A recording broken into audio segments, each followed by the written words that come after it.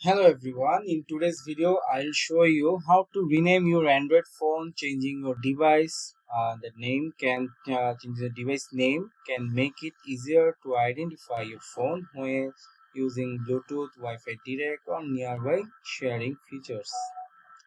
Okay, first of all going to your settings button, then you can find the about phone.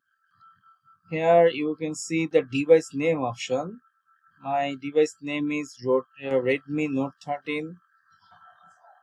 You can give it any name you want to, like A, B, C, D, or any other thing, any other you want, like the Hunter or anything. I am going to give it name the Sanmin. Okay, now I can change it by clicking on this. Now you can see the device name is already changed. Now your Android phone will use now this device name. That's how you can rename your Android device. Just a few simple steps.